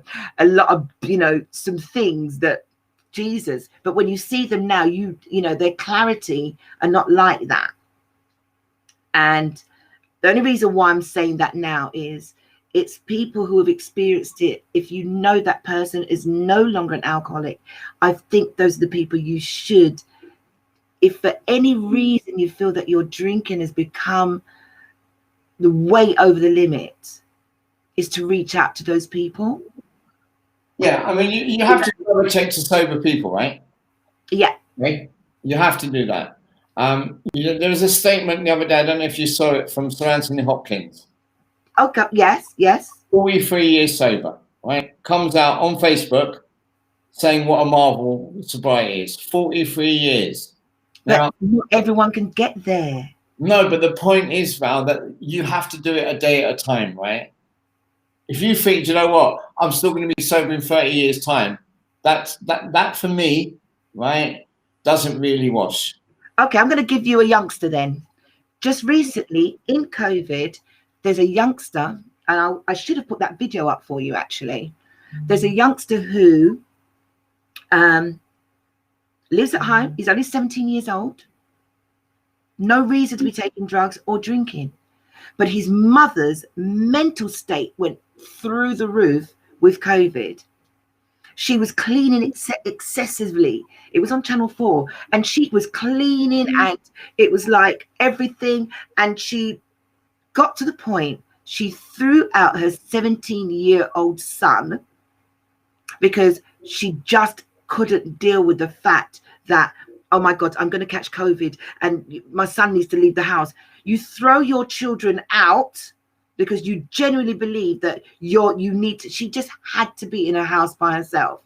His story is this. He ended up sleeping on park benches. It's COVID. He ended up sleeping on park benches, looking for handouts. And obviously he went to stay at someone else's home. Now he's coming from a home, there's no alcohol and there's no drugs. He ended up, someone took him into their family who deal with drugs and deals with alcohol. And he just found himself at 17 going down a spiral of a road that he just does not understand. And luckily, which not everyone is like that. I wish I'd put that video up. This guy's story broke my heart earlier on today, but I'm glad that he found a way to speak to someone and just say, in the space of not even 9 months, I went from no drinking, no drugs to being dependent. And I just feel that my life is going to get worse. But not everyone is that fortunate. So I'm giving you the different scenarios, John, that even though you're saying, oh, we've got this now, we're doing this, it's what do we tell youngsters who are living in a home that the parents are not even coping? I think, and I don't like the word poor. I'm just saying the you don't need to, you know, the status of the home, right, is irrelevant, to be frank. Exactly. But people would say that. People look at it like that. Yeah, but those people don't have the experience and the depth and the breadth of information, right? What they have is they are seen to be portraying what they think is right, wrong, and indifferent. Okay, and that is far from the truth. Yeah. Okay, the truth is that you can be in a £36 million house in Park Lane and be ravaged with drink, drugs, and all the rest of it, or you can be on the world's end estate in a cardboard box and be the same, right? True indeed. A friend of mine used to say it didn't take him long to get from Park Lane to Park Bench, right? And that is exactly what it's at. Because, you know, my mum and dad don't drink, don't smoke, don't do any of that stuff. Never have. Wow. But you took a different road. 63 years of marriage. Oh, I think I might have got that wrong. If they listen, I've probably got that wrong. But it's 60 plus, right? And here I am, 17 years clean and sober. Someone said addiction is not interested in wealth. Correct. Damn. That's it. Addiction does not care about what you've got. Do you understand? It just wants to rip you as a person, right? Yeah. Addiction doesn't care. It says it goes into your mind. And I'm going to play this guy again. I think he said it in this one. He said that addiction knows how to speak to you. So mummy's just put up there, addiction is not interested in wealth. That's right. It doesn't care. You know, you don't have to come from slums, ghetto, whatever. It's if you're addicted and you're destructive and you have it's something that is bothering you and it's sitting behind, it will always come to the surface. That addiction will always look. People reckon that chocolate's addictive. Let me tell you something, people. Chocolate is not addictive. It's all in the bloody mind. All right. I promised Tash I would tell this story, right? And I'm going to tell it really quickly. I'm not conscious it's just 9 o'clock. In my early days of recovery at Christmas, yeah, I had one of those cherry liqueur chocolates. Oh. And I rang my sponsor and I said, Rich, I think I've relapsed. He said, what are you talking about? I said, I've had a cherry liqueur. Oh, right? No. So he said, no. And he asked me a couple of questions. Well, he said to me, did you go and rob anyone? Did you smoke any crack? And do you want another chocolate? Those 3 questions. The answer to all of those is no. Yeah. So therefore, I didn't relapse. So this addictive personality can be broken. Oh, right? God, yes. And you need to look at it logically. I'm one of them. Okay, so I've done my time. I don't want to take up too much because no. This is I'm hoping that people. If one person gets the message. That's right. If people can understand that, put it this way, do not beat yourself up if you've decided not to drink today or 3 days, or I'm going dry January, and you find that you break that cycle. That's one. Do not beat yourself up if you've gone 2 years, 3 years and haven't had a drink, and then you break the cycle. It's getting back on the wagon and saying why you're trying to do this. You know what? I have one other thing. You know, people come to me often and say, you know, 10 years and I had a drink. I'm back to day one, right? Absolutely you're not. Because you know what? You've got 10 years of experience. Oh, okay. See, with me, when I first stopped drinking and then I started drinking again, I did kind of at first thought, oh, I've let myself down, you know, and I thought, oh, sorry, I'm just going to enjoy myself, blah, blah, blah. But as I said, when I've had 3 birthdays that passed since then, and everyone goes, oh, just have a champagne, just do this. And what really hurt was a guy that, and I adore him. I really, really do adore him. And God forgive me, and I know he's not watching, so I can say it. And I adored him, and I thought, yeah, you know, I speak to him, whatever. And he just said to me, you're no longer fun since you stopped drinking. Wow. And I broke the relationship off. Do you know what? I'm not a relationship counselor, right? But that's quite a mean thing. And when I didn't even say to him I've broken it off. As I said, we talk and blah blah, and even through COVID, and he said, "Oh, I don't see you." And I had to one day stand in my truth. So just before I started this whole thing, COVID allowed me to. One, I don't fancy a drink. And even when my mental health has been tested, I've not wanted a drink. I actually went to chocolate, and I went to sweets, and I was eating all kind of fast food, hence the 2 stones of weight. But I know that my mental state was in such a way that I cannot imagine actually drinking a drop of alcohol right now.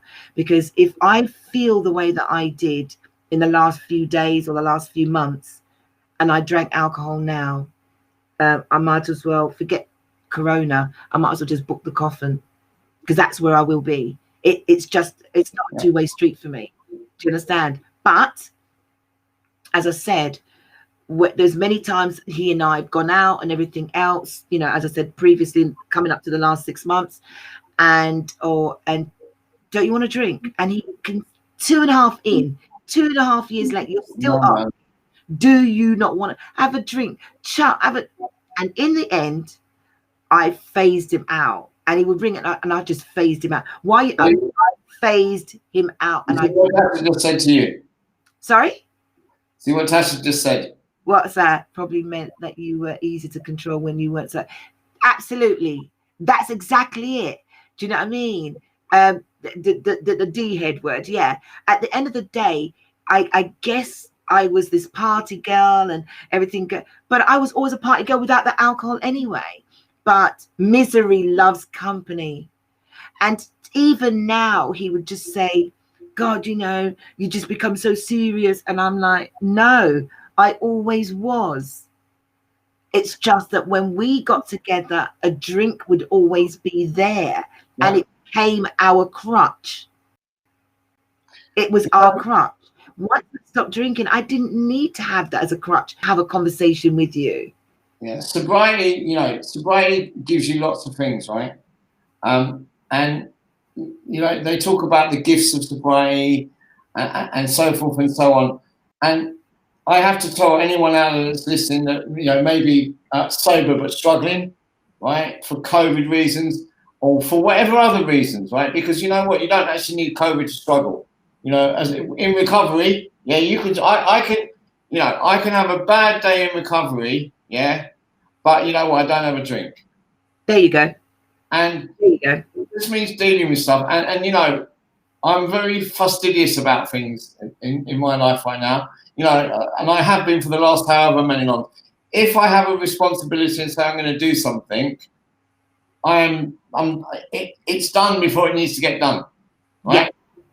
And you know, Tash says, you know, we have a laugh about it. She says, "Oh, you're always, you know, where this is. You know, this is going to get done. That's going to get done. We plan that." Yeah, because you know what, I like to know because I never used to know, and I I'm gonna blow myself up here, right? Yeah. Tasha's gonna laugh. I know she is, or she's gonna put something in chat. When I was out there doing whatever I was doing, I never had a spot of food in the house. That was my last concern, right? Exactly, right? So why would I? Why would I need anything, right? Right. So now, right, 17 years of it, on a Thursday or a Friday, Marks and Spencer's, fridge full, open door Saturday morning, love it, right? Freezer full. Right? And the last piece, and I know I've got my mother-in-law in here, right? Who's just she was with us for a few days, which is fantastic, right? And I will not have things in the fridge that are a day old, out of their date range. Oh wow. Just one, it just goes in the bin regardless, right?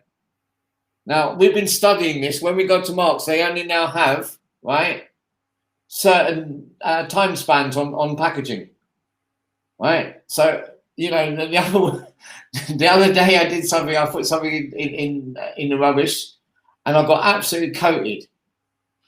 But Natasha coated you. Well, my mother-in-law coated me. Oh, sorry, mummy law. Wasteful. There you go, wasteful. I agree, Mrs. T. That is wasteful. Why? No, but you know what? You talk about changes, right? That's a change, because I had a fridge with nothing in it. I now have a fridge with fresh food in it. But then not everyone's the same. Sure, but you know what? It's them little things that say to me, do you know what? I can get up. Sometimes I can't sleep if the dishwasher's not emptied.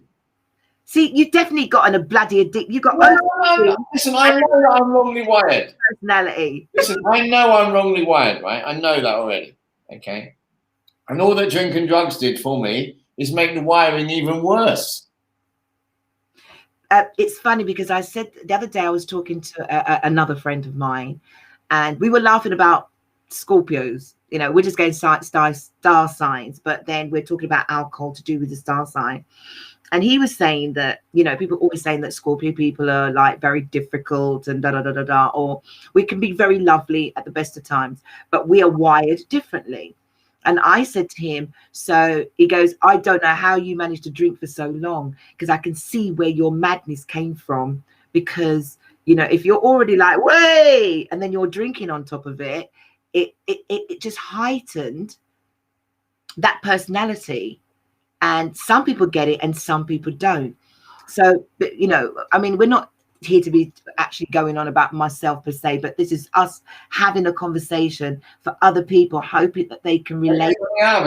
Can they relate to us? Yeah. Two different sides of the spectrum of why we drank, and why, drugs was taken, the addiction in ourselves. But it's, if anyone feels that they're going down a route that they cannot help themselves, some of us have grown up in families, and I'm not talking about myself per se, that the only thing they do see is alcoholism. They've grown up with alcoholic parents, alcoholic brothers, alcoholic sisters. I know, I don't need to out anyone, but I've seen it, I've witnessed it, and I've seen people lose their children from it.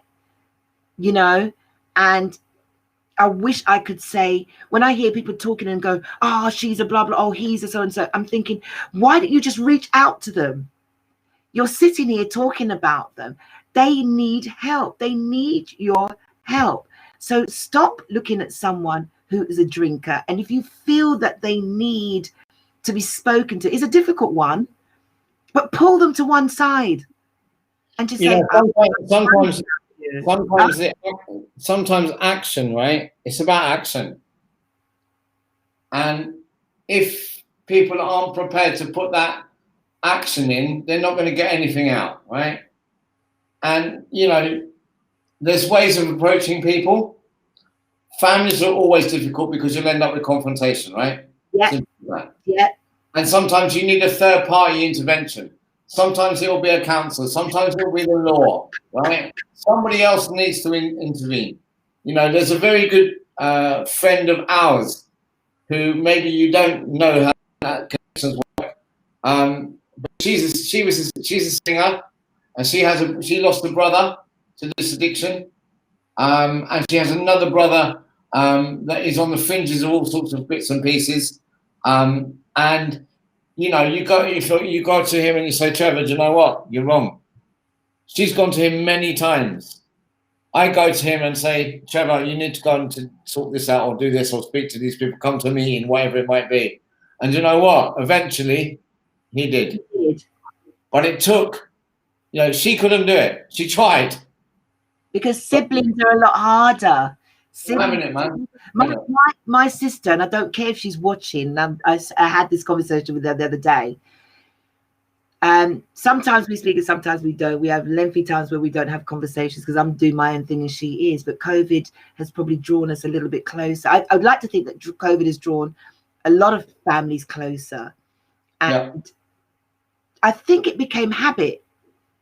And because I don't speak about this, so for me to be on live air, to actually talk about some of the things that happened, why I drank, and I feel proud of myself because I only told this to my best friend.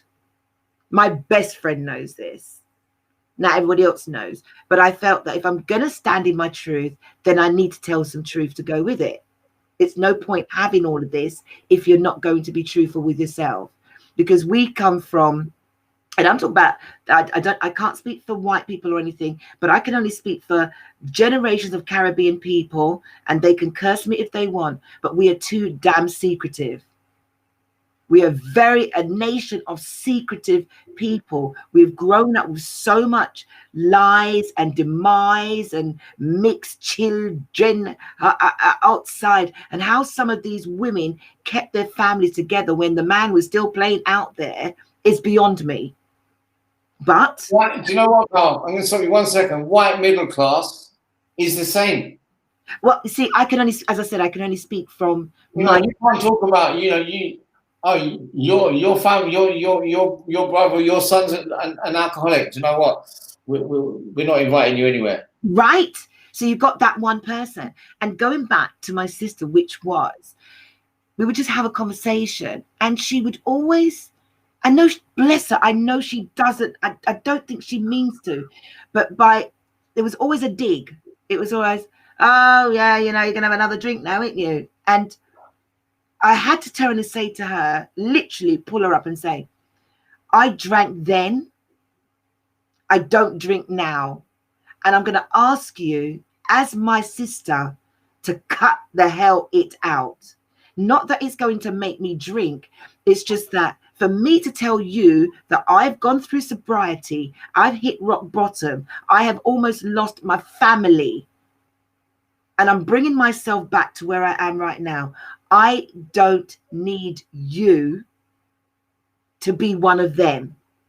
I need you to be at least understanding. If you can't understand it, shut your damn mouth. You know what? People that haven't walked in our shoes, they'll say what they want to say, right? And that's, you know what? It takes quite a long time in sobriety to get trust back. It does. Because and people will walk around eggshells in there, right? Yeah. And say, you know what, I can't upset him because he might go and use, or he might drink, or I can't say this because he might do that. Right. The reality is that I can't walk down the street with, I'm an addict on my forehead, get out of the way, don't talk to me. Yeah. No one would never know that I drank a lot, because they just knew that I drank, but they didn't know the extent. What you have to remember is that the only person that can give your sobriety away is you. Nobody owns the right to take it from you. And every year I celebrate. To me, I don't know about anybody else out there who's in sobriety, and John, I don't know if you want to agree with me. Every year that I hit it, it's such an achievement. It's like I just go like this. I puff my chest out and I go, and it's like, oh my God, it's amazing that no matter what's thrown at me, no matter what is thrown at me, I don't need to pick up the bottle. I'm slightly different, right? I'm a slightly different character. Inside, I'm like, wow. And on the outside, I'm like, yeah, it's fine. It's just another year. Oh, really? Yeah. No, the adulation, right? I don't like it. No, it's not adulation. It's me. I'm Yeah, telling you, I'm like, Valerie, okay, well done. Well, this is what I'm trying to say to you. If I didn't say that to myself, John, it means that I'm not taking this seriously. Do you understand what I'm saying to you? Because get that. my nature is, look, what I'm trying to explain to you is that everyone is different. Yeah. So I know, you know, anyone who's clean, it's like, yes. So And no, it doesn't matter if it's a day, a week, a month, a year, 20 years, 30 years, right? It doesn't matter. It's the fact that I'm happy. Yeah. I was on a couple of meetings recently, and there was kids on there before Christmas, you know, come out of rehab in COVID lockdown, this, that, and the other, and, you know, living at home, doesn't know what to do with himself. The only thing he knows is meetings. Well, do you know what? Stick close, get on the train, and hold on. Oh wow, that's right. So we're going to wrap this up. Anybody else, as I said, out there, Jonathan, what is your last word of wisdom to anyone that's feeling the pitfalls, who they're not in sobriety, but they're borderline feeling that the alcohol may be consuming their life? What pearls of wisdom would you offer them? Right. So I'm going to give you just one, right? Because that's all I want to do. And that is hope. Just that one word of hope. That's it. Do you hear that, everyone? Hope. Because without hope, it can go anywhere. Hope and faith. Yeah, hope and faith. And to also, when you want to pick up that drink, is to ask yourself why, and address that feeling if you can actually address that feeling that makes you want to pick that drink up. Just ask yourself why. And you know, and I'm bigging up to all the people that has messaged me over the last year or so, before COVID actually, that said they didn't know that I had, you know, that I had an issue. And I'm going to own it. Yes, I had an issue. Yes, I have an issue. And they're sorry if they offered me a drink. No. Don't feel bad. And to those who have messaged me separately, who are not in the group, but we spoke because Jonathan was coming on, not Lulu's, there's other people, but and said, I find that I'm drinking excessively. How did I do it? I remember saying to you earlier, John, which was, I didn't go to AA. I just one day went, okay, that's it. Now, I didn't know that by stopping the excessive drinking listen to me. I'm talking about getting up. Well, you must know. I'm talking about getting up and having a drink for breakfast. Okay. What about cooking your pot noodles in Guinness? I don't know. Yeah, oh my God, mate. I'm there with you 100%. I'm there. I pour Black Jan. I was a Jack Daniels queen. And because of white rum doesn't do anything for me. Jamaican Ray and nephew, that used to give me the blackouts. But listen, you know how many times they found me in the middle of Knightsbridge, in the middle of the road, lying down? It was you causing the traffic. It was you causing the traffic jams. That's just too funny. But basically what I'm saying is this: it's, you know, having to know that there's a destruct button. One day when I knew that somebody was taking my alcoholism to the next level, and I said, that's not going to happen.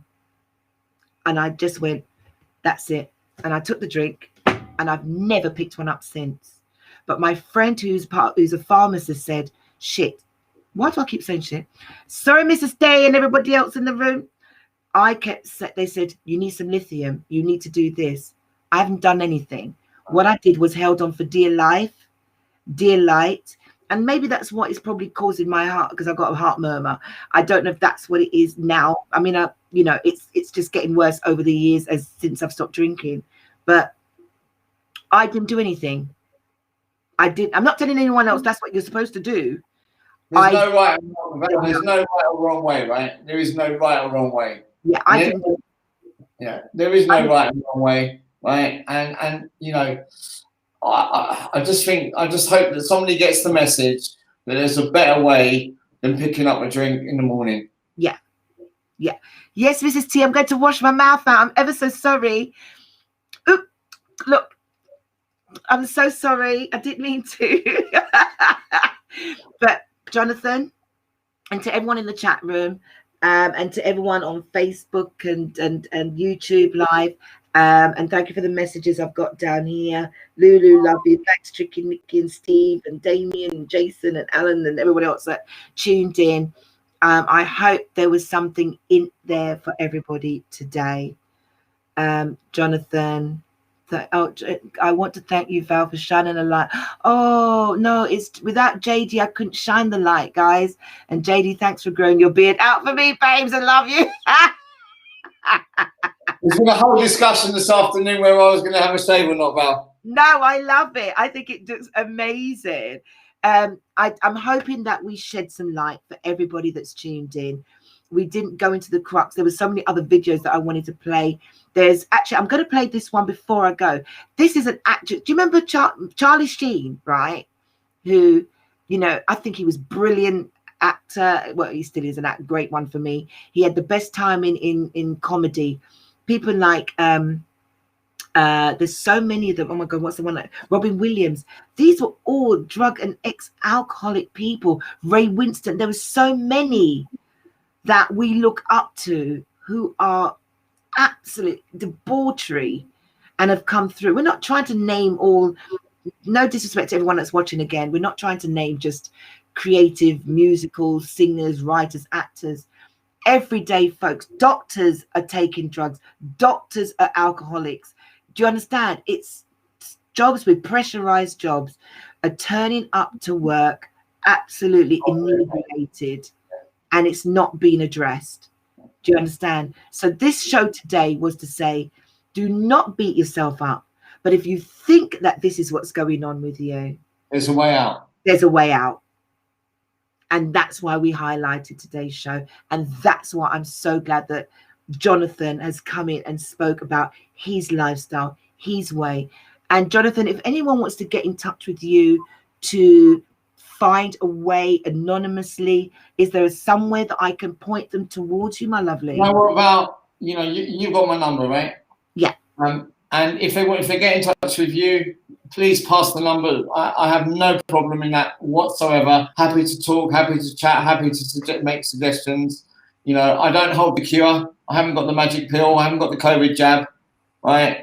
But if you want to pass the number, I'm happy to point them to, you know, some online meetings, and some you know, just you know, go and listen to somebody. If you don't believe me, yeah, right, go listen to somebody else that has no ties to anything, right? No connection to us. Yes. Sit in a Zoom meeting. If you can relate to somebody, you're probably in the right place. Yes, yes. I think I think people, and I'm not speaking about myself again. I think when people look up to other people, and they feel that, oh my God, I can relate to them, that way they'll feel comfortable to talk to them because they've taken them off that pedestal or taken them off that. The other piece of advice I give is don't be scared, right? It can't be any worse. Absolutely, it can't be. For me, I'm going to big up. She doesn't do sponsoring, blah blah. But I can only give up my best friend Diane, who, without her, whatever my dark days were when I wanted to just go, bleh, she was there, and she did it unconditionally. Yeah. But for the first time in 2 years, she's never said, "Do you want a drink?" She never asked. All she does say to me is, "Val, I don't know how you did it. I don't know how you did it, because for the amount of what I was doing while drinking and the terrible relationship, the choices I was making, and to where I'm at now, it's because of her." But you're probably going to say, no, it's because what you wanted to do. But I had to start somewhere, and she was the person I started with. So my advice, you'll pass that on. That's what I was going to say. My advice is, find someone like the friend that I found. If you don't want to go to AA or something like that, but just find someone who is not going to talk your business, someone you feel comfortable to just say, I am struggling. And it's not for anyone to laugh at. Struggling, the word struggling is not to be laughed at. It's there to put that hand out, as I'm putting it right here in the screen. Here's my hand, take it, let's do this. And on that note, Jonathan, mwah, mwah, mwah. Val, thank you so much. All good. Love it to the bone. And if I'll pass some information on, because I've got a website. So what I will be doing is I will put your pictures and stuff up and what you're doing. And contact me via my website. I will do that. And they can pass my number. They can call me. You can tell me they're going to call me. The one thing I will say is that, you know, people can call me in the first instance because they need to do that rather than me call them, because I just need them to do that to me, and then I'll talk to them. Happy to help if I can, recommend things, do whatever, right? Because it helps me. I'm selfish. Remember that. Because it helps you. Absolutely. So happy New Year to you. Yeah. And stay in touch. God bless you, Natasha. Thank you for loaning me your JD today. Mrs. T, thank you to everyone else in the chat room. Good night and God bless you. I'm going to end the show. See you later, Jonathan. Well. Thank you, guys. Thank you, guys. Thank you, guys. Thank you, guys. Again, thank you. Thank you, Natasha. And thank you, Mrs. T. It's been a trying few weeks. And this is why I said to everybody, I don't feel a way to say, you know, that I have been held my hand up. I struggled within the last few months of COVID. No matter how much I've come on a show and put on a brave face for everybody, you know, sometimes you have to shut yourself away from social media. You have to shut yourself away from, if you have a turbulent relationship, you've got to find a way to talk it through. And if talking is not happening in the house, take it outside and talk to somebody else. If, you know, look at your elder children. If you've got children who are 17, 18, 19, look at their mindset, see where they're going. Try not to let them go to anybody else to nurture them for you. And one thing I do find, which is quite interesting, to be honest, guys, is you can learn a lot from your children, because you've been rearing your children from God knows where, you know, from when.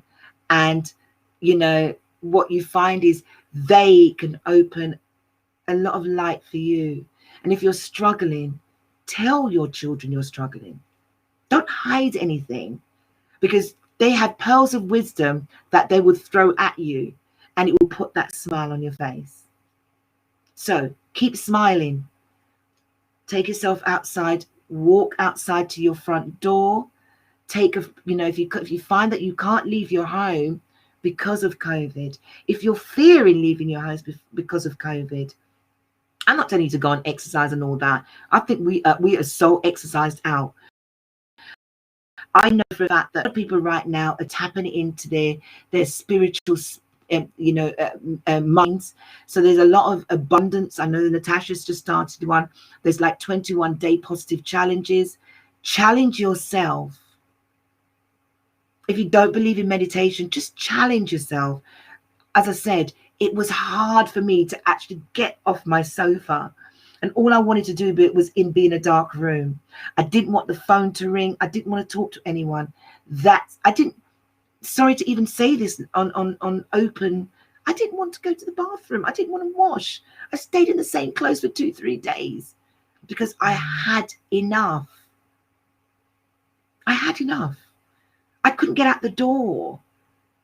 And I had to force myself to say, if you're not careful, you'll become a crutch. Don't let your mindset become a crutch. Stand in your truth. Stand in your truth and be truthful to yourself. Address what's bothering you. Address anything. It could be for the fact that you've put weight on. It could be that you don't like your garden. It could be the fact that you can't get your kids to school. It could be anything. It could be that you cannot have the conversations that are playing tricks on your mind, in your head. You want to tell someone to go, tell them to go. It's that simple. And if you're scared to look at the receipts and the debts and they're piling up and you're putting them to one side, you're going to have to address them. Because burying your head in the sand, it is not going to go away. And that's my message today. I hope, get out of your funk, man. Get out of your comfort zone. Get out of your right now, all of us are out of our comfort zone. Every one of us. There's some people who are happy to be at home, and I used to be one of them.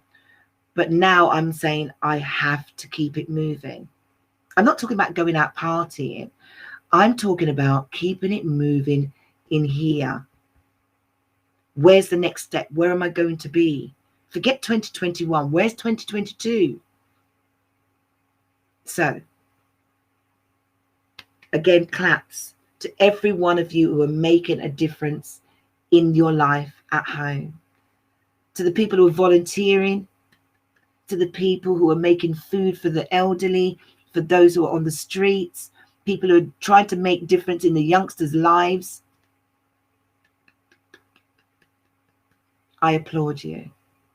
And I hope today's show allowed you to take something out of it. And with that said, I am out of here. Have a beautiful Friday. We're in lockdown. Hold your kids. Love your kids. Kiss your children. And if mama's not there, still hug your children. If daddy's not there, still hold your children, because you will make it through. Big up to all of you. I got a great guy coming in on Saturday. So for all the sports enthusiasts, I've got the one and only Shakan Pitters, who fought for the British lightweight heavyweight championship against Craig Richards and just minutely lost. And I've got him coming in on Saturday midday for the sports show. So I'm out. Can I see? Standing in my truth. Oh, and thank you for all those people who have put in orders for merchandise. It's not something that I'm starting, but that's it. Oh, one last thing.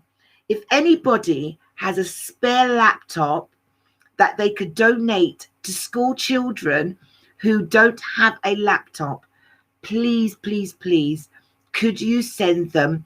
I'll give you, if you wait to the end, I'll give you an address. Hearts and Helpers is a charity who are looking for laptops so that they can donate to people that's got they're only working off a mobile phone for their children at home. I am trying to push this drive. I totally want this to happen. So if you've got a spare laptop that you can donate to a family so children could be schooled at home, please hit me up and I'll point you in the right direction. God bless you and good night.